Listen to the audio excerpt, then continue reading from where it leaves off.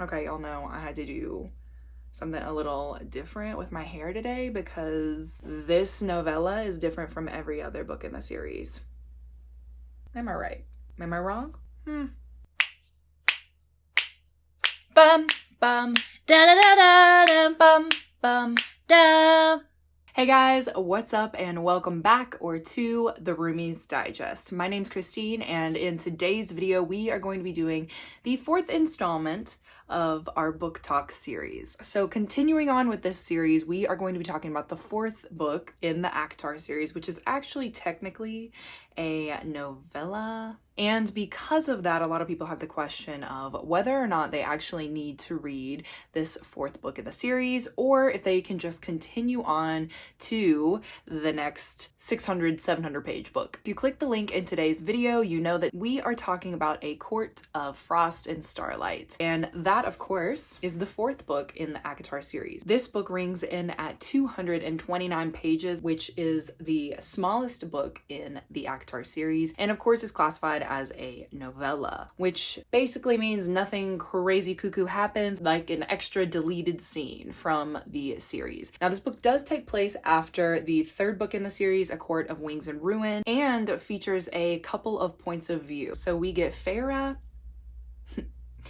Guys, I swear, I'm gonna get it right eventually. We get Feyre's point of view and Rhysand's point of view from the first person perspective. And then we also get Cassian's point of view, Morrigan's point of view, or Mor if you want to call her Mor, and Nesta's point of view. When this book came out, it was mused that the next book in the series would follow a third person perspective. And now that, of course, Silver Flames is out, we know that the perspective is from Cassian and Nesta's point of view. So I always thought that was interesting in this novella. And to be fair, I actually only read this book because I was here for the Nessian content. Like, I am a Nesta and Cassian stan.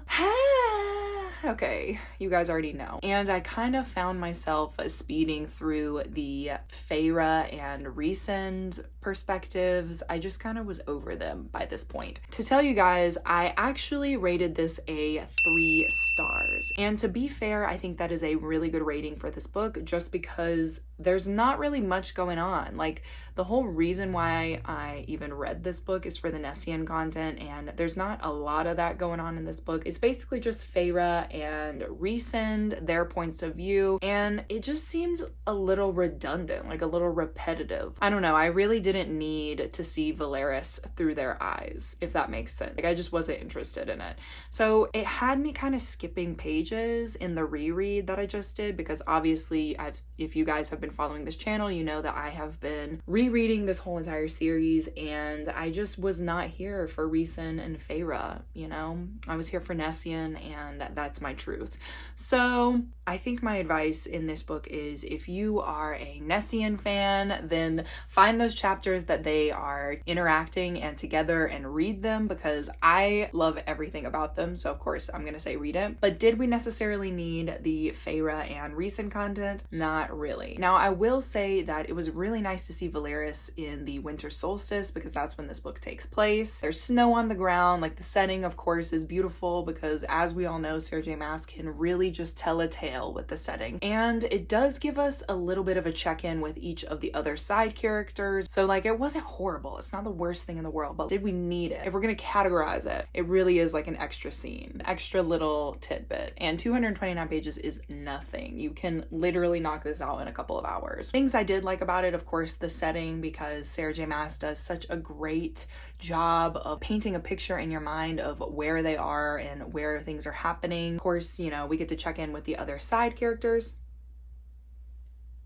Sorry, y'all, there's a gnat. Anyway, we get to check in with the side characters and kind of see where they are after the conflict in the third book, and you get a general gist of where the next book in the series is going to pick up. So I think reading this book is fine. Like, it was a fine experience. It was a medium experience. It was a 3 experience. But do you necessarily need to read this to go on to the next book? No. I would definitely suggest, if you're not into the Feyre and Rhysand content, then then just get the cliff notes and figure out what scenes that you might actually want to read and go from there. You don't need this book to continue on with the series because, of course, everything important that's mentioned in this book gets re-mentioned in the next book because, as we know, Mass likes to allude to these breadcrumbs that she's left throughout the series. So anything important mentioned here is mentioned in the next books. You will not be lost. Trust me. You will have your hand held the whole time you are reading this series. So other than that and kind of those things that you need to be aware of, I think the other thing that bothered me about this book is just that a lot of the characters seem to be a little bit different. And I don't know if it's because this book came out farther away from the third book or what, but it just seemed like a couple of the characters had kind of changed their attitudes, like changed their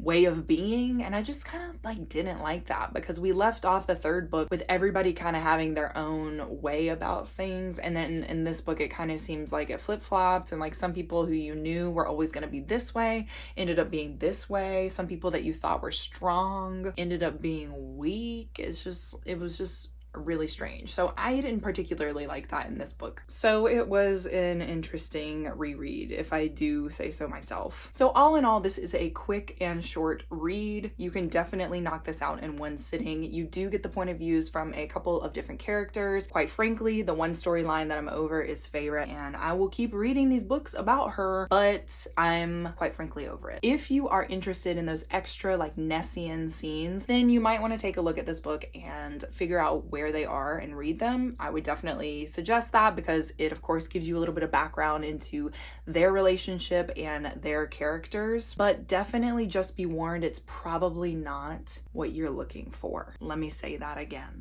It's probably not what you're looking for. And other than that, I'm gonna say go ahead and move on to A Court of what is it even called? It's sitting right there, A Court of Silver Flames. I just read that book and I want to reread it again, and I can't remember the name of it because I'm in a book hangover right now. What am I doing? Anyway, you can find a full, concise review of this on our Goodreads, which is of course going to be linked below, but that is it for this book talk, okay? I know it was short and sweet, but of course this book is short and sweet. Anyway, that's all I have for you guys today. So of course, as always, please leave in the comments down below if you read this book and you liked it, or if you didn't like it, let me know. And if you want to talk spoilers or anything like that, message me down below and we will DM about it because of course I love talking about this series and any kind of fantasy series. Just be respectful for spoilers in case there are some people who haven't read this series yet. So anyway, if you like this video, please give it a like for me, thumbs up, and comment down below. If you want to support this channel, subscribe,